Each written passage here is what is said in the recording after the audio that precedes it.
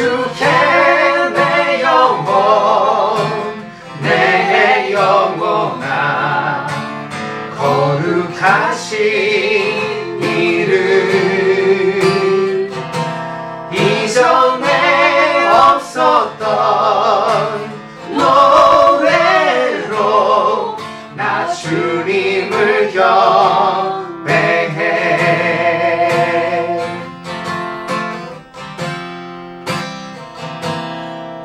해가 뜨는 새아침 밝았네. 이제 다시 주님 찬양. 무슨 일이나 어떤 일이 내게 놓여도 저녁이 올 때 나는 노래해.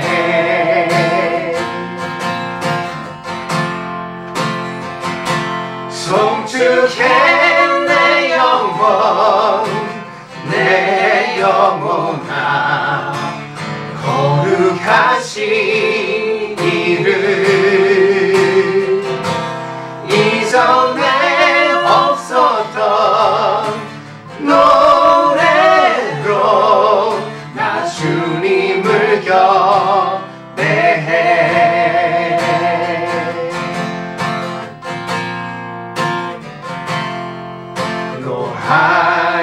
노하기를 더디하시는 주 그의 크신 사랑 넘치네. 주의 선하심 내가 노래하리. 수많은 이유로 나 노래해.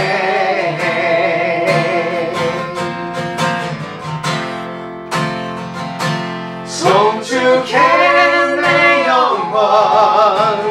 내 영혼아 거룩하신 이름 이전에 없었던 노래로 나 주님을 경배해.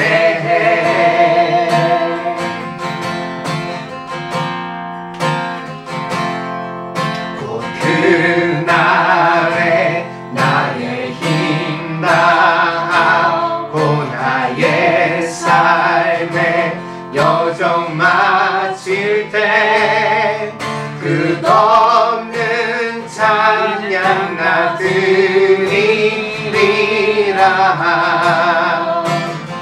수많은 세월 지나 영원히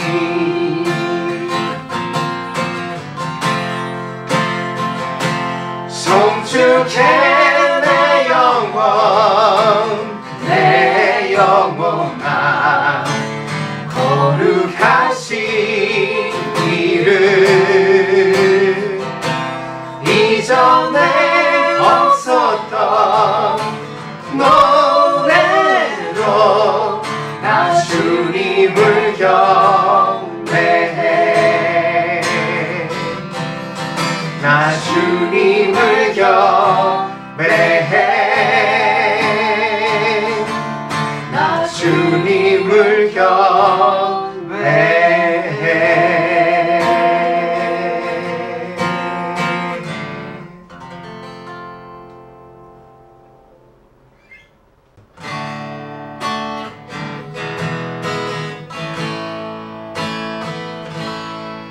전능하신 나의 주 하나님은 은치 못하실 일 전혀 없네. 우리의 모든 간구도 우리의 모든 생각도 우리의 모든 꿈과 모든 소망도 신실하신 나의 주 하나님은 우리의 모든 괴로움 바꿀 수 있네. 불가능한 일 행하시고 죽은 자를 일으키시니 그를 이길 자 아무도 없네. 주의 말씀 의지하여 깊은 곳에 금을 던져 오늘 그가 놀라운 일을 이루시는구나. 주의 말씀 의지하여 믿음으로 금을 던져 믿는 자에게 능치 못하고 주의 말씀 의지하여 주의 말씀 의지하여 깊은 곳에 금을 던져 오늘 그가 놀라운 일을 이루시는 것 보라. 주의 말씀 의지하여 믿음으로 금을 던져 믿는 자에게 능치 못함 없네.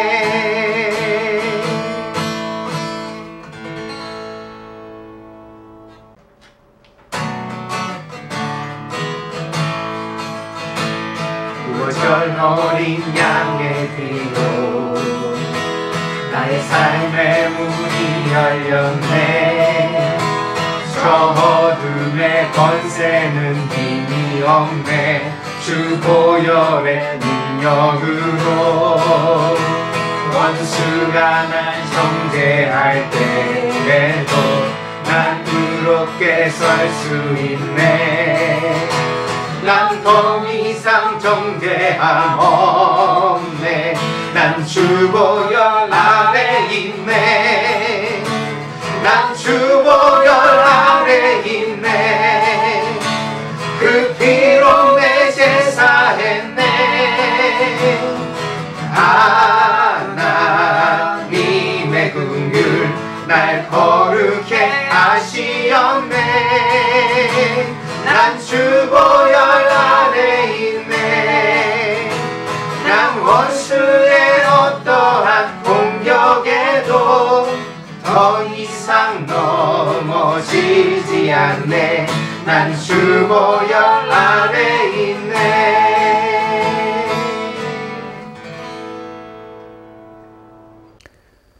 우리의 마음이 힘들 때 주님은 곁에 계시는 것만으로도 위로가 되십니다.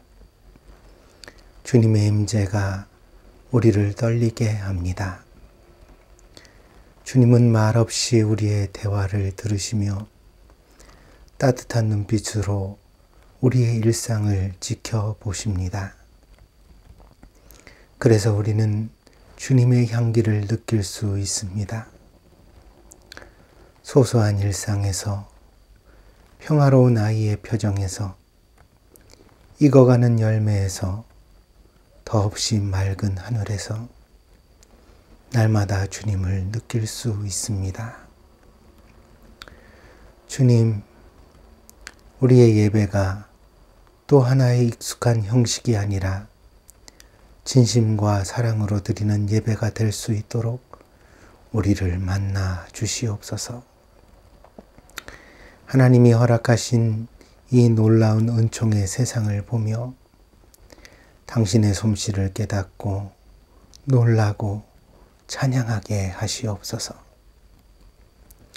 하늘의 새도 먹이시고 들의 꽃도 입히시는 주님의 자비가 우리에겐 더 풍성하게 있음을 믿어 근심하지 않고 감사하는 삶을 살게 하시옵소서.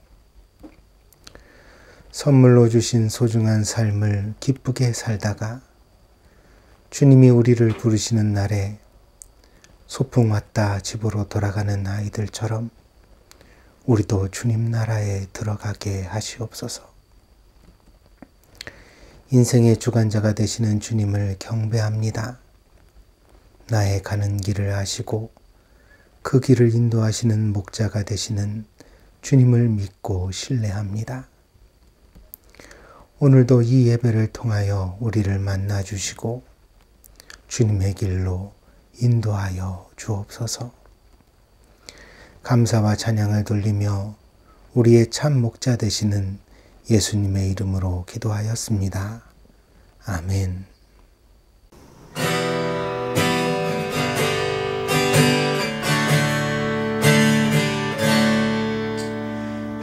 그는 나의 주 아버지 내 영혼을 불밭에 누이시고 새와 나무의 노래로 내 맘을 위로하여 주시네. 양들이 주인 찾듯이 오직 한 분 목자인 내 주님은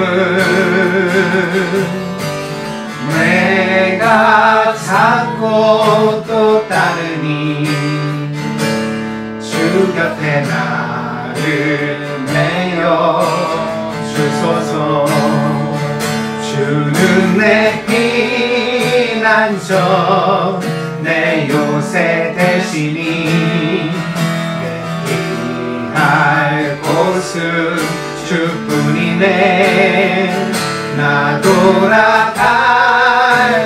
그냥 주의 집에서 내 주님 맞아 주시리. 주는 내 피난처 내 요새 되시니 내 피할 곳은 주뿐이네. 나 돌아갈래 그냥 주의 집에서 내 주님 맞아 주시리.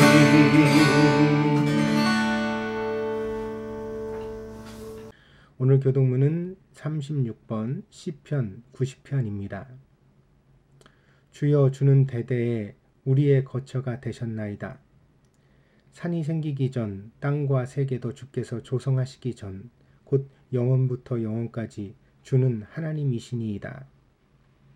주께서 사람을 티끌로 돌아가게 하시고 말씀하시기를 너희 인생들은 돌아가라 하셨사오니 주의 목전에서 천년이 지나간 어제 같으며 밤의 한순간 같을 뿐임이니이다. 주께서 그들을 홍수처럼 쓸어 가시나이다. 그들은 잠깐 자는 것 같으며 아침에 돋는 풀 같으니이다. 풀은 아침에 꽃이 피어 자라다가 저녁에는 시들어 마르나이다. 우리는 주의 노에 소멸되며 주의 분내심에 놀라나이다. 주께서 우리의 죄악을 주의 앞에 놓으시며 우리의 은밀한 죄를 주의 얼굴빛 가운데 두셨사오니 우리의 모든 날이 주의 분노 중에 지나가며 우리의 평생이 순식간에 다하였나이다. 우리의 연수가 70이요 강건하면 80이라도 그 연수의 자랑은 수고와 슬픔뿐이요 신속히 가니 우리가 날아가나이다. 누가 주의 노여움의 능력을 알며 누가 주의 진노의 두려움을 알리이까. 우리에게 우리 날 계수함을 가르치사 지혜로운 마음을 얻게 하소서. 아멘. 다 같이 사도신경으로 신앙 고백 드리겠습니다. 我は天地の作り主、全能の父なる神を信ず。我はその一人子、我らの主イエス・キリストを信ず。主は聖霊によりて身ごもられ、乙女マリアより生まれ、ポンテオ・ピラトのもとに苦しみを受け、十字架につけられ、死にて葬られ、黄泉に下り、3日目に死人のうちより復活し、天に昇りて、全能の父なる神の右に座したまう。賢より来たりて、生ける者と死にたる者とを裁きたまわん。我は聖霊を信ず、聖なる共同の教会、聖徒の交わり、罪の許し、体の復活、永遠の生命を信ず。アーメン。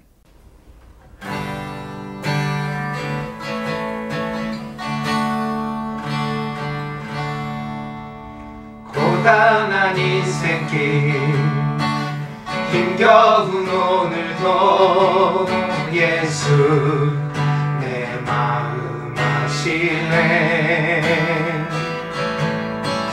지나간 아픔도 마주할 세상도 예수 내 마음 아시네. 고단한 인생길 고단한 인생길 힘겨운 오늘도 예수 내 마음 아시네. 지나간 아픔도 마주할 생각도 예수 내 마음 아시네. 믿음의 눈 들어 주를 보리. 이 또한 지나가리라. 주어진 내 삶의 시간 속에 주의 뜻 알게 하소서. 하루를 살아도 기쁨으로 가리. 예수 늘 함께 하시네. 후회도 염려도 온전히 맡기니 예수 늘 함께 하시네. 믿음의 눈 들어 주를 보리. 이 또한 지나가리라. 주어진 내 삶의 시간 속에 주의 뜻 알게 하소서. 믿음의 눈 들어 주를 보리. 이 또한 지나가리라. 주어진 내 삶의 시간 속에 주의 뜻 알게 하소서. 주의 뜻 알게 하소서. 주의 뜻 알게 하소서.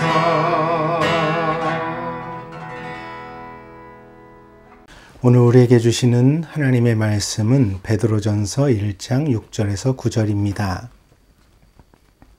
봉독하겠습니다.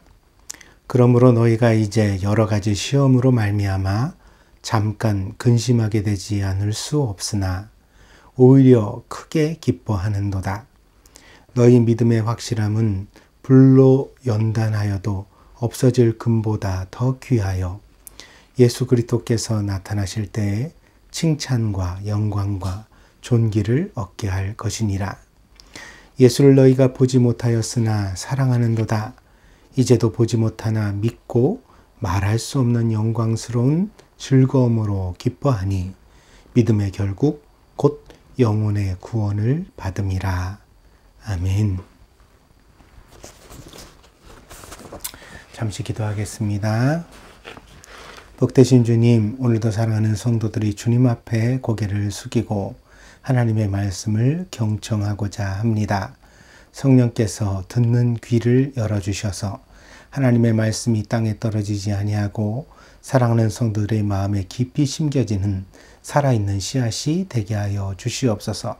그러므로 이 말씀을 통하여 하나님의 열매를 맺게 하시고 저들의 인생이 풍성해지는 축복이 나타나게 하여 주시옵소서. 하나님의 말씀 듣는 것을 방해하는 모든 사탄의 계계를 물리쳐 주시고 오직 이 시간에 저희들이 주님 앞에만 신령과 진정으로 예배하는 시간 되게 하여 주시옵소서. 하나님 함께 하실 줄 믿고 감사드리며 예수님의 이름으로 기도하였습니다. 아멘. 한국의 메일유업이라는 그런 회사에서 나오는 제품 중에 소화가 잘 되는 우유가 있습니다. 이 우유는 유당불내증이라는 그런 일반 우유가 우유의 소화가 어려운 그런 증상을 가지고 있는 사람들이 있습니다. 이런 사람들이 소화를 잘 시킬 수 있도록 특별히 개발된 우유입니다. 근데 수요가 그리 많지 않아서 회사의 입장에서는 손해가 되는 제품이지만, 그럼에도 불구하고 이러한 유당불내증이라는 어떤 그런 증상을 가지고 있는 사람들을 위하여서, 그러니까 사회에 기여하는 의미로 이 제품을 개발하고 또한 판매하고 있다고 합니다. 그런데 이 제품에는 또 하나의 숨은 미담이 담겨지게 되었습니다. 2003년부터 서울 성동구 금호동에 있는 옥수중앙교회가 지역의 독거 노인들을 위하여 우유 배달을 지원하게 되었다고 합니다. 물론 노인들에게 영양가 있는 그런 식품을 제공하기 위해서이기도 하지만, 보다 중심적인 목적은 한 아이디어에서 나왔습니다. 그것은 무엇이냐면, 이 어려운 지역에 사는 지역의 독거 노인들이 이제 건강에 이상이 생겼을 때 그것을 빨리 파악하는 것이 어렵다는 것이었습니다.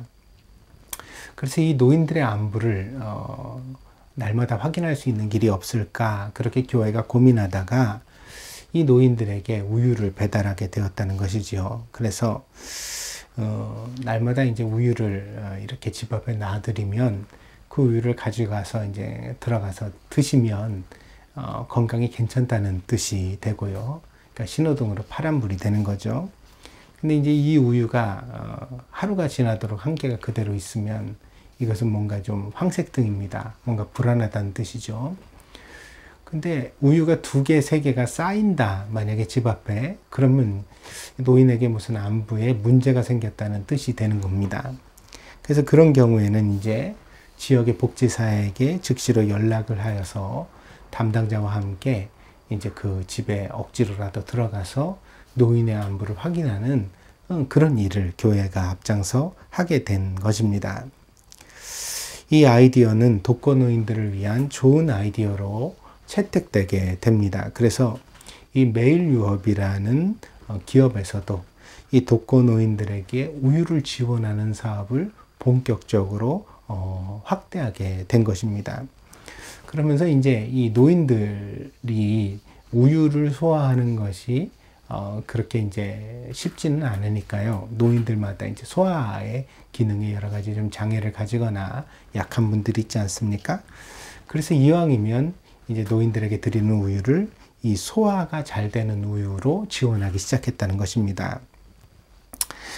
그래서 이제 이 사업에 일반인들도 함께 할 수 있게 되었습니다. 무슨 이야기냐면, 만약에 이제 보통 사람들이 우유를 구입할 때 이 소화가 잘 되는 우유를 구매하게 되어지면 가격이 조금 얼마 비쌀 수도 있겠죠. 그렇지만 우리가 이 제품을 구입해 주면 거기에서 나오는 수익의 일부가 바로 이 어르신들의 안부를 묻는 우유 배달에 쓰여지게 된다는 것입니다.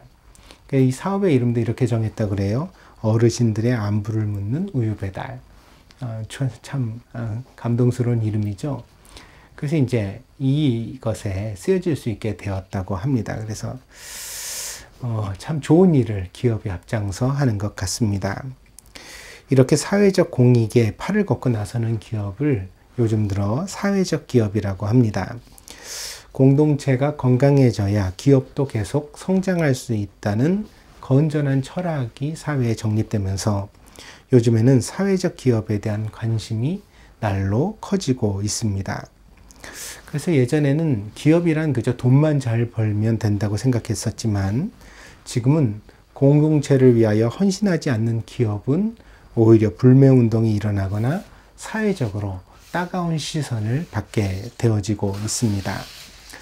반대로 매일유업과 같이 사회적으로 공헌하는 기업에 대하여는 소비자들이 조금 비싸더라도 그 물건을 좀 더 사주고 또 주변에 소문을 내주고 그렇게 이렇게 소비를 장려하는 운동을 함께 벌여주기도 합니다.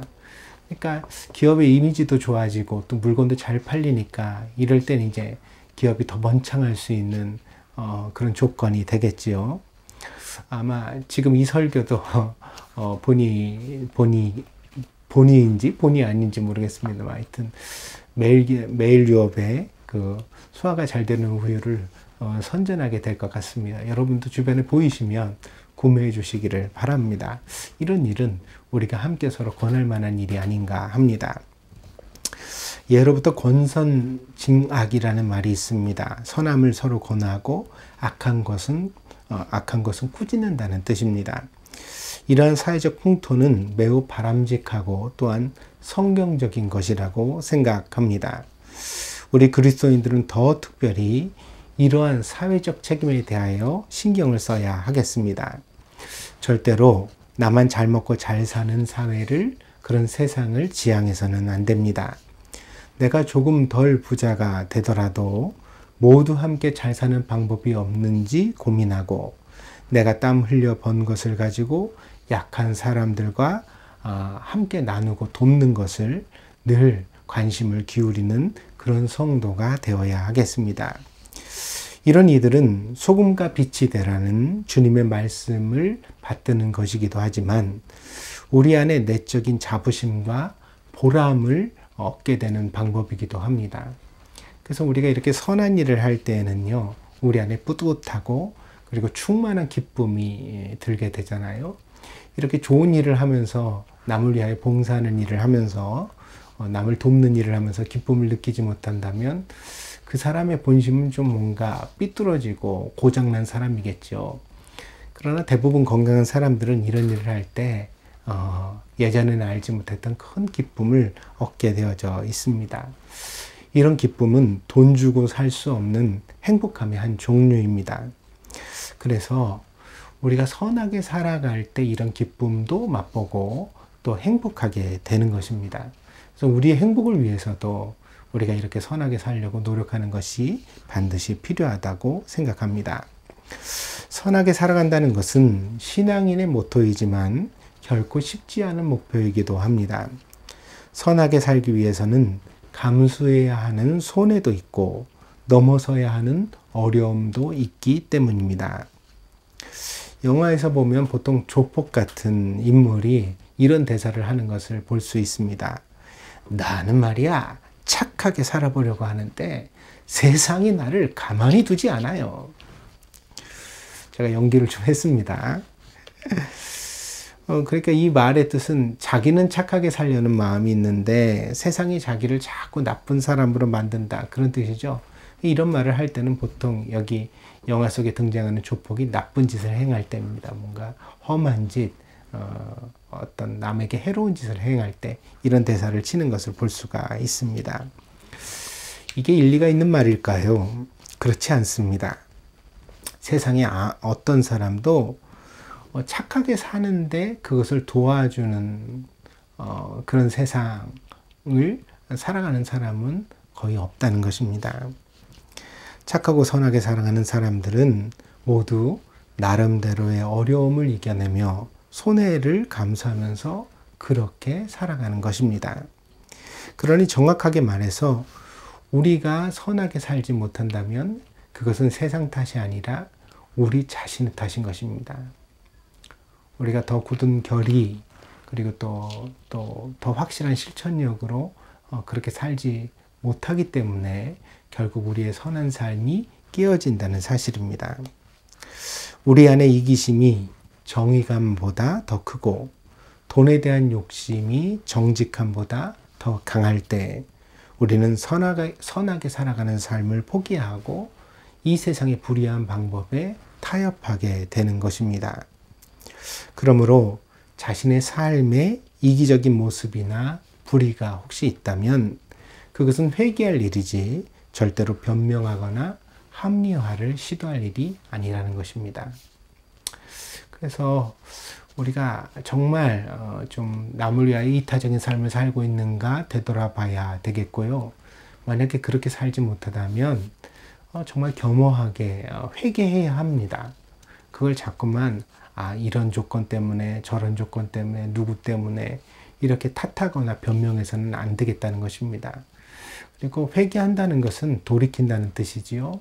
그러니까 이제부터라도 어떤 환경에서든지 착하고 선하게 살려고 좀 더 이타적인 사람이 되려고 노력하는 그런 성도가 되어야 되겠습니다. 오늘의 본문에서 베드로 사도는 신자의 연단을 설명하고 있습니다. 그런데 고어체의 본문이다 보니까요, 뭔가 이 본문이 전하고 있는 신앙적인 원리, 그런 메시지가 잘 이렇게 쉽게 납득되고 이해되지 못하는 부분이 조금 있는 것 같습니다. 적어도 본문이 말하는 영적인 원리를 우리가 명백하게 이해하도록 하는 것에는 오늘 본문의 번역이 다소 부족함이 있다는 생각이 듭니다. 사실은 그런 점에서 목사가 필요한 부분이기도 합니다. 목사는 성경의 본문을 잘 해석하고 설명하도록 전문적인 훈련을 받은 사람이기 때문입니다. 그래서 이제 여러분이 성경을 읽다가 막히거나 이해가 잘 안 가는 부분이 있으면 목사랑 의논하시는 것이 가장 빠릅니다. 인터넷을 뒤져보고 그럴 수도 있겠지만 거기도 또 서로 다른 어떤 시각과 주장들이 나올 수도 있거든요. 목사가 성경 모든 부분을 다 확실하게 알고 있는 것은 아닙니다. 그렇지만 적어도 여러분이 물어주시면 그 본문에 대하여 나름대로 연구하여 볼 수 있고, 그리고 또 금세 이것은 이렇게 해석하고 이해하는 것이 옳습니다 라고 제안 드릴 수 있거든요. 그래서 여러분들이 어려운 본문을 대할 때는 목사와 상의를 하시라, 그렇게 권면을 드리고 싶습니다.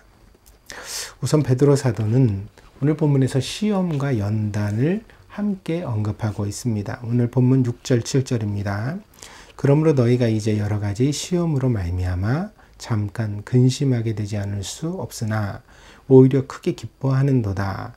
너희 믿음의 확실함은 불로 연단하여도 없어질 금보다 더 귀하여 예수 그리스도께서 나타나실 때 칭찬과 영광과 존귀를 얻게 할 것이니라.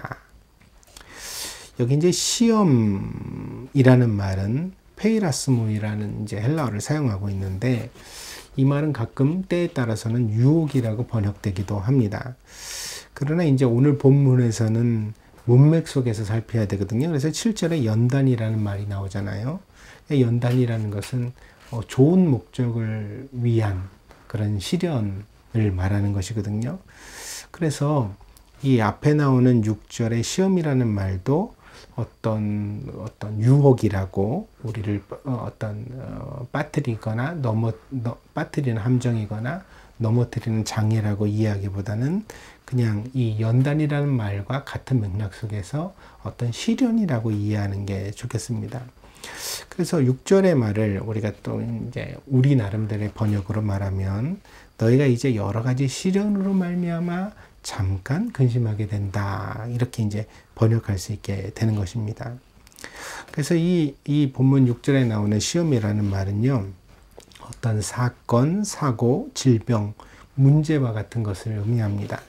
근데 이런 문제들이 우리 인생 가운데 생겨날 때 우리는 당시에는 이것이 우리를 넘어뜨리는 어떤 함정이 되는지, 아니면 우리를 더 좋게 만드는 어떤 연단이 되는지 빨리 파악할 수 없거든요. 왜냐하면 숲에 있는 사람은 숲이 보이지 않지 않습니까? 어떻게 문제 속에 있는데 그 문제가 결국에는 나한테 축복이 되겠구나, 행복이 되겠구나, 우리 그것을 어떻게 단번에 간파할 수 있겠습니까? 우리는 그 정도로 똑똑한 존재가 결코 아니라는 것, 적어도 저는 그렇습니다. 그러니까 우리가 그런 이해를 가지고 있습니다. 그러니까 결과적으로 유익하게 될 때 그것을 우리가 연단이라고 말하고, 그리고 반대로 결과적으로 비참하게 될 때 우리가 그것을 어떤 유혹이라고 말하는 것 뿐입니다. 그러니까 닥쳤을 때는 모두 다 같은 시련이죠. 근데 그 시련 속에서 이것이 연단이 될지 혹은 어떤 유혹이 될지는 사실 우리는 잘 구분하지 못한다는 것입니다. 신자의 삶에도 어려움은 찾아옵니다. 그러나 그런 어려움이 우리를 비참하게 만들지는 못합니다. 왜냐하면 우리가 예수님 안에 있기 때문입니다. 그리고 예수님은 선한 의지와 뜻으로 우리를 인도해 가시기 때문입니다. 그래서 오늘 본문에서 베드로 사도는 이 시험, 이 시련에 대하여서 뭐라고 말하냐면 이 시험으로 말미암아 우리가 잠깐 근심하게 될 수 있다 이렇게 표현합니다. 그런데 그 다음에 또 뭐라고 말하냐면요. 이 시련 속에서 우리가 잠깐은 근심할 수도 있지만 결국에는 어떻게 될 것이냐면 오히려 더 크게 기뻐하게 된다라고 그렇게 설명하는 것입니다. 저희 아내가 이번에 수술을 받게 되었습니다. 한국에 보내서 한국에서 좀 치료를 할까 그렇게 고민도 했는데 본인이 그래도 가족들 곁에서 힘든 시간을 이겨내고 싶다고 이렇게 선택을 해서 그래서 일본에서 이제 그 병원에 상담을 하다 보니까 오는 10월 25일에 수술을 하는 것으로 그렇게 일정을 잡게 되었습니다. 병명은 자세한 얘기를 안 드릴 수도 있습니다만 여러분 기도해 달라고 부탁을 드리려니까 말씀을 드립니다. 병명은 척수막내 종양입니다. 이게 이제 척추 안에 신경이 지나가고 있는데요. 그 부분에 이제 종양이 자라서 이 척추 안에 지나가는 신경을 누르게 되는 그런 병입니다. 그래서 이걸로 인해서 이미 뭐랄까 통증이 엄청 심하게 신경을 직접 이렇게 자극하니까요. 하반신에 엄청 큰 통증이 와서 굉장히 센 진통제를 지금 먹어야 되는 상황에 있고 또 조금씩 마비도 오는 그런 증상이 있습니다. 근데 이제 이걸 수술하기 위하여서는 이제 그 척추를 이렇게 열어서 그 안에 있는 종양을 제거해내야 되는 수술이기 때문에 굉장히 이제 까다로운 수술이고 무엇보다도 이 수술 과정과 회복에서 굉장히 시간도 많이 걸리고 또 환자가 많이 아프다고 합니다. 그래서 전 걱정을 되게 많이 했습니다. 이거 어떻게 해야 되나. 참 이걸 과정이 되게 힘들겠구나. 그런 생각을 했습니다. 그런데 아내가 저에게 이런 말을 합니다. 그래도 악성종양이 아니라 양성이라니 감사하고 마음이 놓여요. 저한테 이렇게 얘기를 하더라고요. 생각해 보니까 정말 처음에 종양이라는 말만 들었을 때는 혹시 그것이 나쁜 것이 아닐까 하는 덜컥 불안한 생각이 들어서 굉장히 두렵고 떨렸거든요. 근데 이제 양성이라고 하니까 그래도 다행히 수술할 수 있다고 하니까 수술하면 좋아진다고 의사가 그렇게 이야기를 하니까 마음이 놓이고 감사하게 되었다는 것입니다. 여러분 이 말을 어떻게 생각하십니까? 정말로 감사하다고 여러분 생각하십니까? 그렇죠. 우리는 불행을 맛보기 전에는 불행의 가능성을 다 부정하면서 살아가고 있는 것 같습니다. 아프기 전에는 나도 아플 수 있다는 가능성을 전혀 심각하게 고려하지 않습니다. 그래서 나는 당연히 건강한 사람인 것처럼 당연히 건강해야만 하는 것처럼 그러니까 죽을 때까지 나는 어떤 병도 걸리지 않고 기껏 알아봐야 그냥 감기쯤 더 심해야 독감쯤 그 외에는 다른 병은 나와는 상관이 없어야 하는 것처럼 생각하면서 우리가 살아가고 있다는 것입니다. 그러나 시련은 우리를 겸손하게 합니다. 물론 안 좋은 일은 아무것도 나에게 안 일어나는 것이 가장 좋겠지만 그러나 나쁜 일이 일어나게 되었을 때 우리는 그 일 가운데서 이런 생각을 하게 되는 거죠. 그래도 수술 받을 수 있는 게 어디야? 그래도 치료할 수 있는 게 어디야? 그래도 힘들어도 이렇게 해서 건강을 되찾을 수 있다는 게 어디야? 응? 그래서 이제 이렇게 치료를 받고 나서 모든 통증이 사라지고 아픔이 낫게 되면 후유증이 없게 되어지면 그럼 오히려 우리가 어떻게 말하게 되냐면 행복하다 이렇게 말하게 되는 거죠. 그죠? 내가 이제 깨끗이 나와서 정말 감사하고 행복해 이렇게 말하게 된다는 것입니다. 그게 사람입니다. 인생의 시련이 닥치면 잠시 근심하게 되지만 그 시련이 무사히만 지나가 준다면 우리는 오히려 이전보다 더 크게 기뻐할 수 있게 되는 것입니다. 왜냐하면 우리의 평범한 일상이 정말 귀하다는 것을 비로소 그런 시련의 시기를 통하여 깨닫게 되기 때문입니다. 그런데 사도 베드로는 이것이 끝이 아니다 이렇게 말합니다. 여기서 더 나아가는 진리를 우리에게 설교하고 있습니다.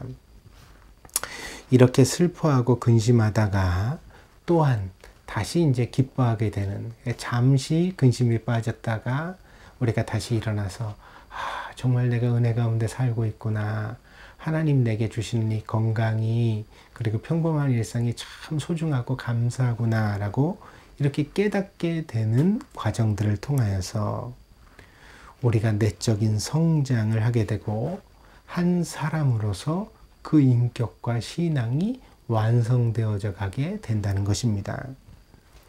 그래서 사도 베드로는 이것을 연단이라고 말하고 있는 것입니다. 연단은요, 본래 그 금속을 재련하는 방식을 나타내는 단어입니다. 그러니까 금속은 불순물이 섞여져 있으면 가치가 떨어지잖아요. 그리고 용도도 잘 맞지 않고요. 그래서 아주 옛날부터 불순물을 제거하고 더 순도 높은 금속을 얻는 복잡한 방식이 축적되어져 왔습니다. 그래서 이런 방식을 통하여서 이제 우리가 얻게 되어지는 것이 이제 여러 가지가 있는데, 그 중에서 대표적인 것이 오늘 본문에도 등장하는 바와 같이 황금입니다. 그래서 황금이 처음에는 흙도 섞이고 뭐 돌도 섞이고 또 여러 가지도 이제 섞여져 있는 그런 원석이 있는 거죠. 거기서 이제 뜨겁게 가열해서 금만 녹이고 비중에 따라서 이것들이 서로 이제 갈라지게 하면서 점점 더 불순물은 태워내고 그리고 금만 남도록 만드는 그런 과정을 겪게 되어지거든요. 그래서 이제 우리가 순수한 황금을 얻게 되는 거죠. 근데 이제 이 오늘 본문의 번역에서 제가 동의하기 좀 힘든 그런 내용이 하나 있습니다. 이것이 이제 오늘 본문에서 믿음의 확실함은 이라는 이제 번역이 나오게 되어지는데, 이 부분이 이전의 개역 성경에서는 믿음의 시련이라고 번역되었거든요. 근데 이 믿음의 시련이라는 말이 오히려 조금 더 어떤 본문의 의미를 잘 전달하고 있는 번역으로 보여집니다. 그래서 이거는 개역 개정판에서 조금 더 의미를 모호하게 만들었다. 틀린 것은 아니지만 그러나 의미를 조금 모호하게 만드는 번역이 됐다. 이렇게 판단이 되어집니다. 이 개역성경, 이 개역개정판에서, 우리가 쓰는 개역개정판에서 확실함이라고 번역한 원문은 도키미온이라는 그런 헬라어 본문인데, 이것은 시련이라고 번역할 수도 있고, 조금 더 그 의미를 깊이 살피면 어떤 거냐면 결과를 도출하는 과정이라고 번역할 수 있습니다. 그러니까 이게 무슨 얘기냐면요, 어떤 믿음이 보다 더 순수해지는 과정 이죠. 그러니까 그것을 이제 어떤 우리가 그 본문 가운데서 우리가 어떤 한 단어로 선택하여 나타낸다면 그것을 이제 베드로 사도는 어떤 시련이라고 말하고 있는 거죠. 그래서 인생 가운데서 일어나는 어떤 어려운 문제가 우리에게 어떤 유익을 주는 과정이 되냐면 우리의 믿음을 보다 더 순수하도록 만들어내는 과정이 된다는 것을 오늘 사도 베드로가 이렇게 설명하고 있는 것입니다. 이 베드로는 그래서 이런 과정을 통해서 이렇게 인생의 어려움을 통하여서 보다 순수해진 우리의 믿음이 황금보다 귀하다고 설교합니다. 왜냐하면 연단의 과정을 통해 이제 황금이 얻어지잖아요. 그러니까 제가 뭐라 그랬죠? 원래 황금의 원석은 돌도 흙도 막 섞여 있고 여러 가지로 그렇게 불순물이 있는 건데, 그것을 연단이라는 과정을 통해서 순수한 황금을 만들어내는 거잖아요. 그러니까 황금이란 이 연단의 과정을 통과해낸 결과라는 거죠. 그것이 이제 우리의 어떤 순수한 믿음을 상징하는 바로 이 황금을 사용할 수도 있는 것입니다. 그렇지만 그럼에도 불구하고 황금은 물질이거든요. 그래서 더 뜨거운 불을 가하면 결국에는 타서 없어집니다. 황금도 끓는 점이 있고 타버리는 온도가 있는 거죠. 그래서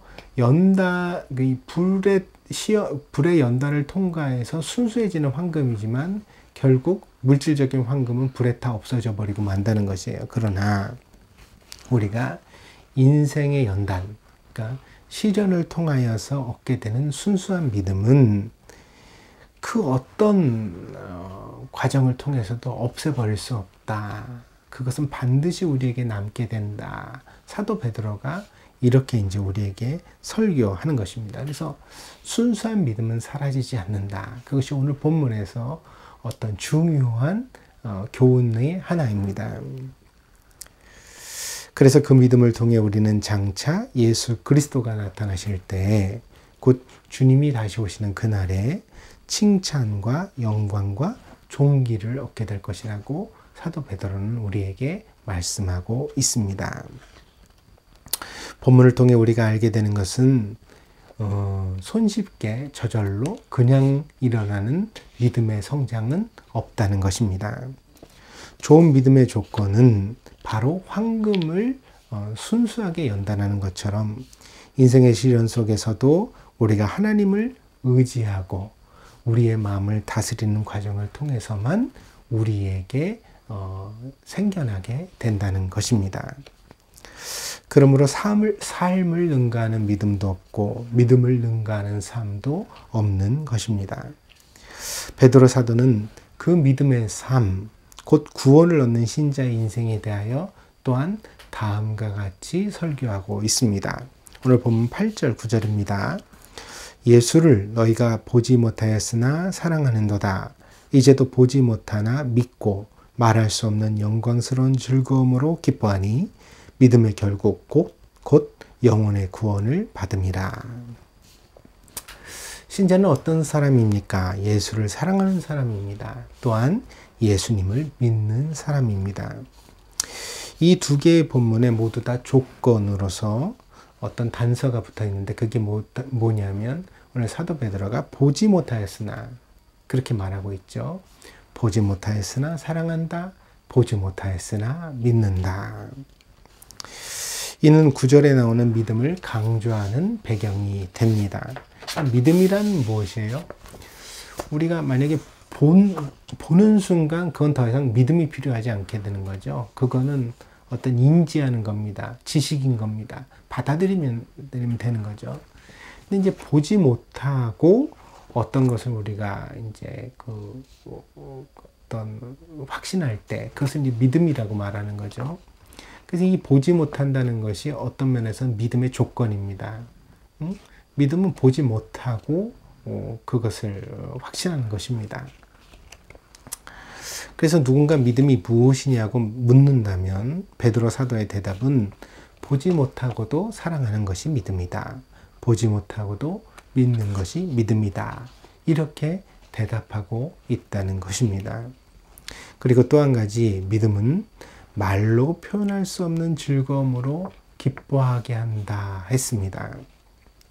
이 기쁨이 곧 믿음의 태도입니다. 이것은 앞의 9절에서도 확인되어지는데 6절에서 이미 사도 베드로가 뭐라고 말하고 있죠? 그러므로 너희가 이제 여러 가지 시험으로 말미암아 잠깐 근심하게 되지 않을 수 없었으나 여기 시험이 시련이란 뜻이라고 그랬죠? 그러니까 시련 속에서 잠깐 근심할 수는 있지만 결국 어때요? 오히려 크게 기뻐하는도다. 기쁨이 곧 뭐예요? 시련에도 불구하고 기뻐하는 것, 그것이 믿음이라는 것입니다. 심지어 연단을 받는 동안에도 그러니까 인생의 시련 속에서도 잠깐 근심하지만 잠깐 슬퍼하지만 곧 다시 오히려 크게 기뻐하는 마음을 회복하는 것, 그것이 바로 믿음의 저력이라고 우리에게 말하는 것입니다. 그래서 베드로 사도가 말하는 참된 믿음의 특징은 사랑하고 믿고 기뻐하는 것이 됩니다. 베드로 사도는 사랑에 대한 깊은 경험을 이미 가지고 있습니다. 바로 그 예수님이 십자가에 달리신 이후에 실망한 제자들이 전부 다 이제 자기들의 고향 디베레 바닷가 갈릴리 호수로 돌아갔지요. 거기서 고기를 잡고 있다가 부활하신 주님을 만나게 됩니다. 그때 이 디베레 바닷가에서 예수님은 3번이나 베드로에게 내가 나를 사랑하느냐 물으셨습니다. 요한복음 21장 17절에서 18절만 보겠습니다. 3번째 이르시되 요한의 아들 시몬아 내가 나를 사랑하느냐 하시니 주께서 3번째 내가 나를 사랑하느냐 하심으로 베드로가 근심하여 이르되 주님 모든 것을 아시오매 내가 주님을 사랑하는 줄을 주님께서 아시나이다. 예수께서 이르시되 내 양을 먹이라. 내가 진실로 진실로 내게 이르노니 내가 젊어서는 스스로 띠띠고 원하는 곳으로 다녔거니와 늙어서는 내 팔을 벌리리니 남이 내게 띠띠우고 원하지 아니하는 곳으로 데려가리라. 예수님께서 베드로에게 3번이나 내가 나를 사랑하느냐 질문하실 때 베드로는 왜 그렇게 같은 질문을 반복하시는지 미처 깨닫지 못했습니다. 그러나 예수님의 이 3번의 질문은 3번 주님을 부인했던 베드로의 약점을, 그 경험을 사랑의 고백으로 회복시켜 주시려는 주님의 은혜의 배려였습니다. 그 결과 베드로는 이 3번의 고백을 통하여서 예수님의 제자로서의 명예를 회복하고 교회의 중심적인 인물로 우뚝 설 수 있었습니다. 믿음은 단번에 완성되는 것은 아닙니다. 우리는 이 믿음의 과정 속에서 수도 없이 실패합니다. 때로는 주님을 부인하기도 하고 때로는 멀리 믿음을 떠나기도 합니다. 그러나 그럼에도 불구하고 우리를 찾아와 주시는 주님의 사랑으로 인하여 우리는 다시 예수님을 사랑해 볼 수 있는 기회를 얻게 되는 것입니다.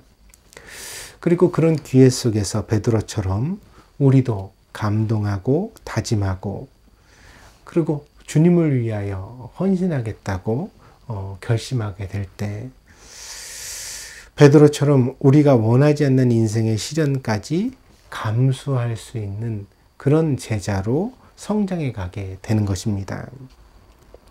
그리고 그 과정 속에서 우리의 믿음이 더 순수해지고 황금처럼 빛나게 되어지는 것입니다. 그러므로 우리는 실망하지 말아야 합니다.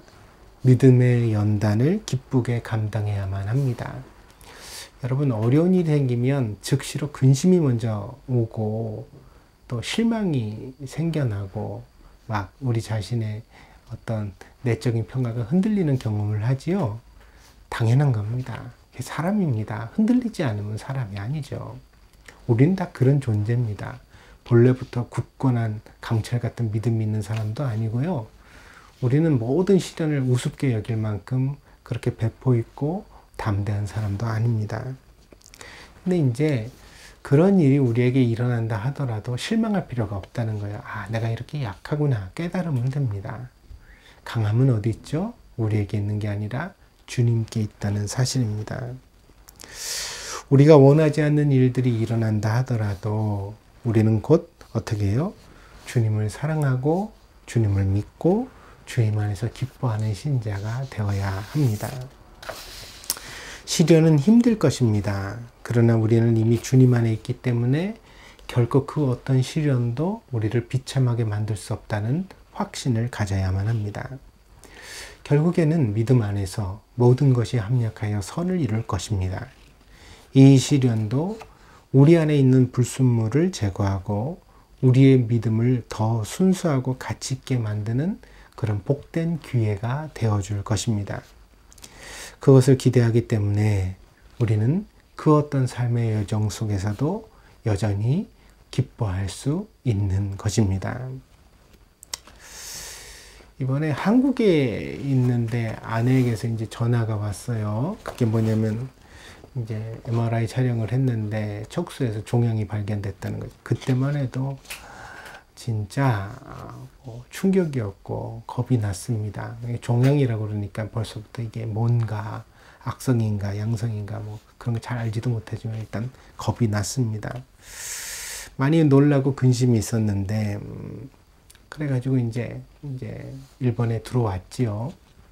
일본에 도착하고 나니까 이번엔 또 어머니에게서 소식이 와요. 근데 어머니도 제가 이제 일본에 들어오는 날 병원에 가서 다시 한번 어떤 그 결과를 받게 되었거든요. 그러니까 제가 어머니를 모시고 그 전 월요일에 이제 병원에 가가지고 CT부터 MRI까지 종합적으로 전체적인 진단을 다 한번 새로 이제 3개월 만에 받았는데, 받고 나서 그 결과를 이제 보러 간 겁니다.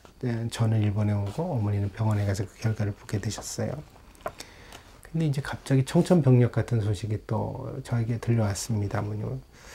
머리에 암이 전이된 것 같다는 소견이 있다는 것입니다.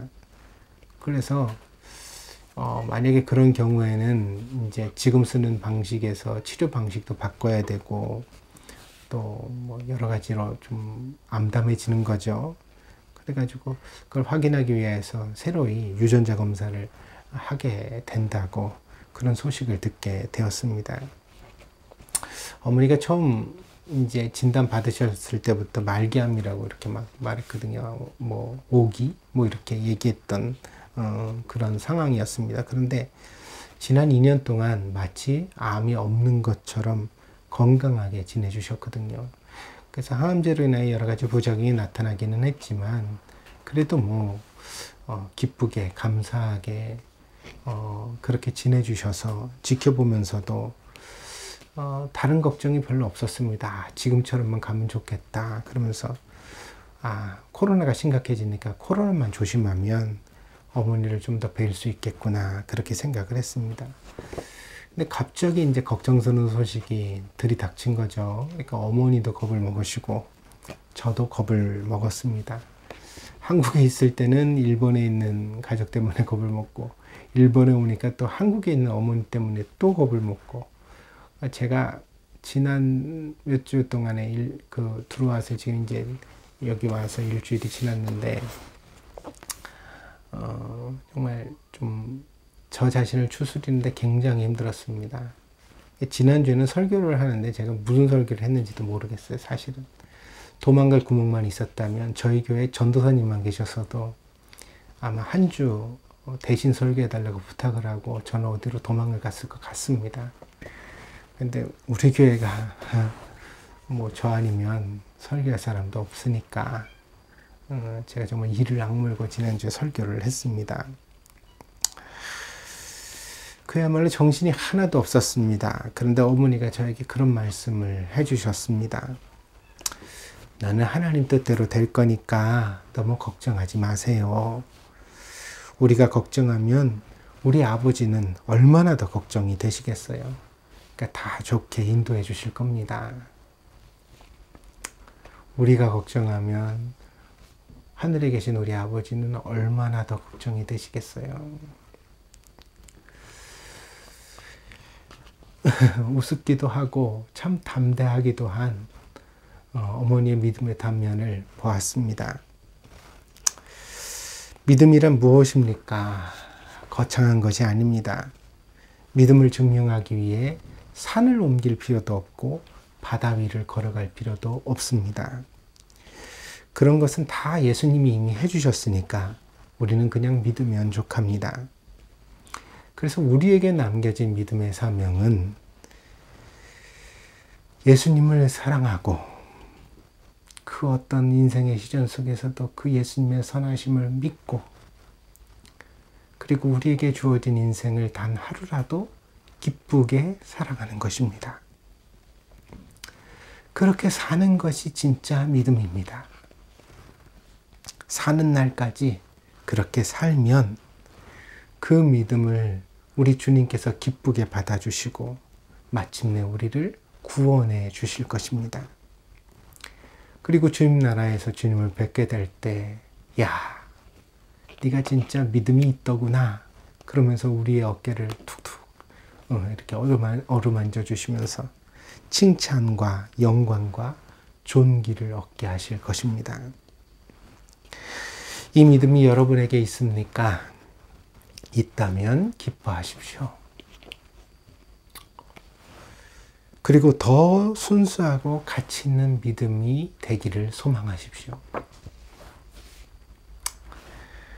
불에 사라질 황금보다 더 귀한 믿음을 이미 가졌으니 여러분은 이 세상에서 참 부유한 자요, 또한 축복의 근원입니다. 이 믿음이 아직 불확실하십니까? 그렇다면 이제 주님께 믿음을 구하시기 바랍니다. 믿음을 달라고, 믿음으로 성장하게 해달라고 간절한 마음으로 기도하고 사모하는 신자가 되십시오. 이 믿음이 주어지면 어떻게 된다고요? 잠시는 근심하지만 결국에는 오히려 더 기뻐하며 살아갈 수 있습니다. 믿음이 중요합니다. 믿음이 진짜 보배입니다. 믿음이 우리의 삶을 바꾸고 충만하게 하는 비결이 됩니다. 무엇보다 우리는 믿음으로만 구원을 얻습니다. 그러므로 참된 믿음을 주님께 구하는 여러분이 되시기를 축복드립니다. 기도하겠습니다.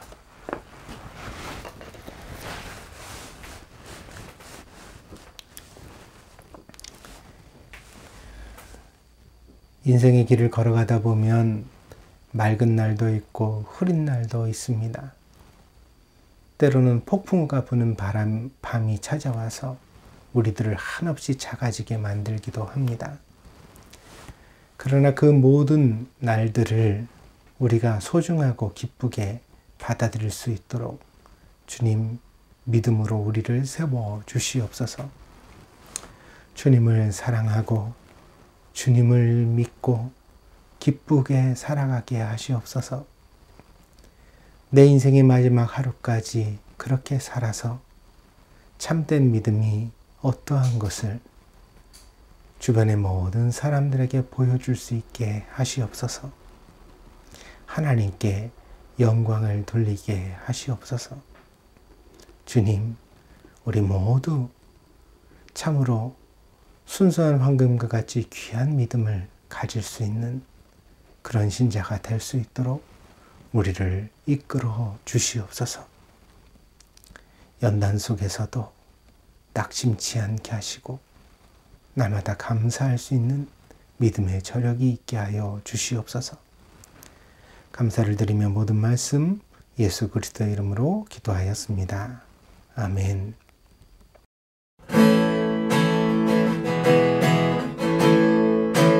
모든 감사와 찬양을 주님께 돌리세. 모든 감사와 찬양을 주님께 돌리세. 모든 감사와 찬양을 주님께 돌리세. 주님께 돌리세.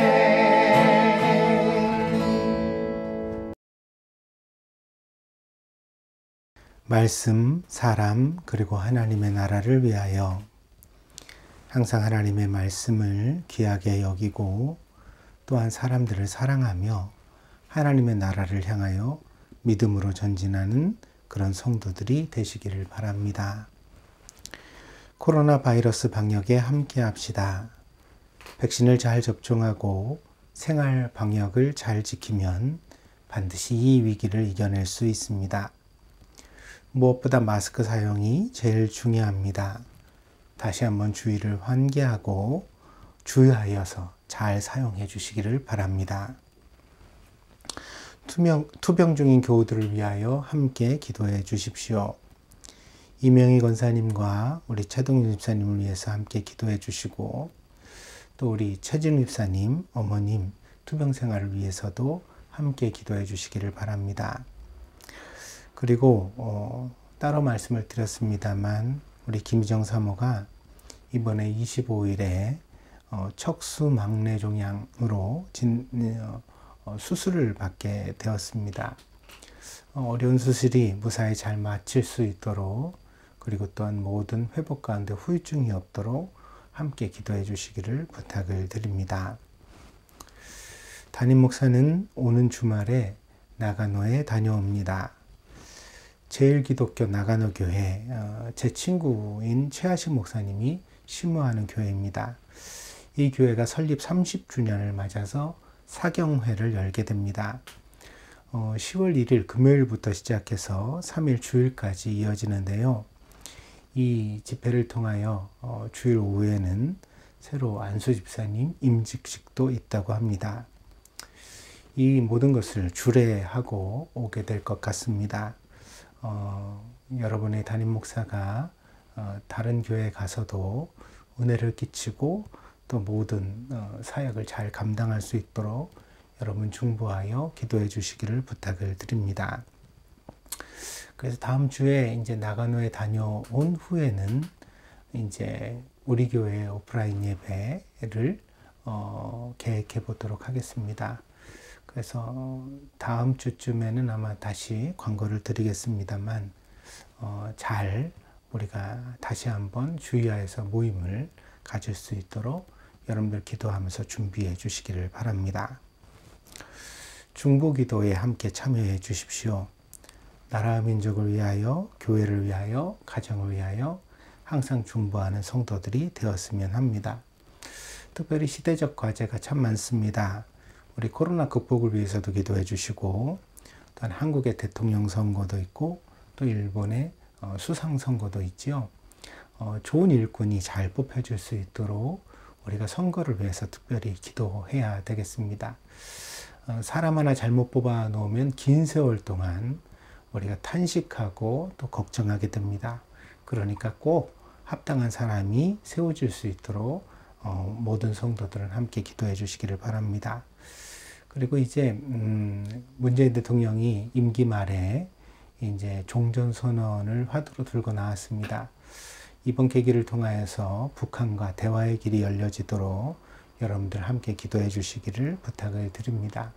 그리고 그동안 얼어붙었던 한일 관계도 빨리 풀려질 수 있도록 다 같이 기도해 주시기를 바랍니다.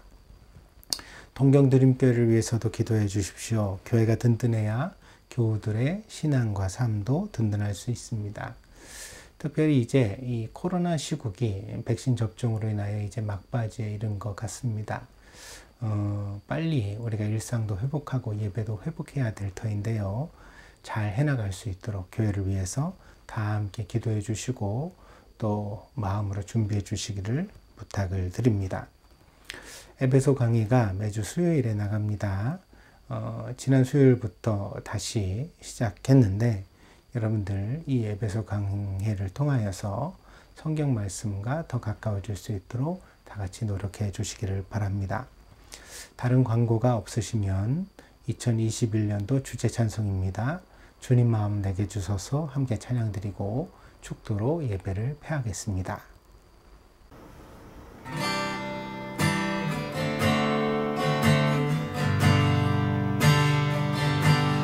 오소서 주님 나의 마음을 선한 것 하나 없습니다. 그러나 내 모든 것 주께 드립니다. 사랑으로 안으시고 날 새롭게 하소서. 주님 마음 내게 주소서. 내 아버지 주님 마음 내게 주소서. 나를 향하신 주님의 뜻이 이루어지도록 주님 마음 내게 주소서. 내게 사랑을 가르치소서. 당신의 마음으로 용서하게 하소서. 주의 성령 내게 태우사 주의 길 가게 하소서. 주님 당신 마음 주소서. 주의 성령 내게 태우사 주의 길 가게 하소서. 주님 당신 마음 주소서. 주님 마음 내게 주소서. 내 아버지 주님 마음 내게 주소서. 나를 향하신 주님의 뜻이 이루어지도록 주님 마음 내게 주소서.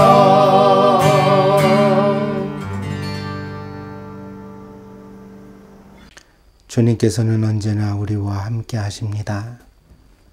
우리가 약할수록 더욱 귀히 여기사 한없는 은혜로 우리를 붙잡아 주십니다. 우리가 눈물 흘릴 때, 한숨 쉴 때 주님은 더 가까이 와 우리의 어깨를 다독이며 격려해 주십니다. 주님, 우리가 믿음의 눈을 열고 귀를 열어서 그 주님을 보고 느낄 수 있는 성도가 되게 하여 주시옵소서. 그러므로 험난한 인생의 과정 속에서도 낙심하지 아니하고 믿음으로 마땅히 기뻐하며 주님의 나라를 향하여 날마다 걸어갈 수 있는 성도가 되게 하여 주시옵소서. 사랑하는 성도들을 위하여 복을 빕니다. 이 어려운 시기 가운데 몸도 마음도 건강한 성도들이 되게 하여 주시고 저들의 가정에 복을 주시되 특별히 부부가 서로 존경하며 사랑하여 살아갈 수 있도록 하나님 부부를 붙잡아 주시옵소서. 또한 자녀를 양육할 때는 인간적인 욕심이 앞서지 않게 하시고 주의 교양과 훈계로 잘 양육하게 하시고 특별히 온유하고 겸손하신 주님의 성품을 우리 아이들에게 가르칠 수 있도록 인도하여 주시옵소서. 사랑하는 성도들의 일터에는 하나님 보람의 열매를 주셔서 마땅히 저들이 땀 흘려 수고하여 얻은 것을 가지고 가정을 행복하게 꾸미며 또한 하나님의 교회를 섬기고 아버지 하나님 어려움에 처한 많은 이웃들을 구제할 수 있는 복된 손길 되게 하여 주시옵소서. 아름다운 관계의 축복을 주셔서 일평생 외롭지 않게 하여 주시고 하나님 어디를 가나 무엇을 하나 하나님의 자녀답게 소금과 빛의 사명 감당하는 복된 성도들이 될 수 있도록 인도하여 주시옵소서. 날마다 말씀과 기도로 살아가기를 원합니다. 사랑하는 성도들이 그 마음의 중심을 하나님의 말씀과 기도로 묶게 하여 주셔서 오직 십자가의 종으로 살아갈 수 있는 한평생이 되어줄 수 있도록 하나님 축복하여 주시옵소서. 지금은 우리 교회의 머리가 되시는 예수 그리스도의 한량없는 은혜와 아버지 하나님의 극진하신 사랑하심과 성령의 감화 감동 내재 충만하신 역사가 오늘 동경드림교회에서 마음과 뜻과 정성을 다하여 하나님 앞에 예배드린 사랑하는 성도들 머리 위에 저들의 가정과 직장과 학업과 저들의 모든 인생의 여정 위에 지금으로부터 영원히 함께 계실지어다. 아멘.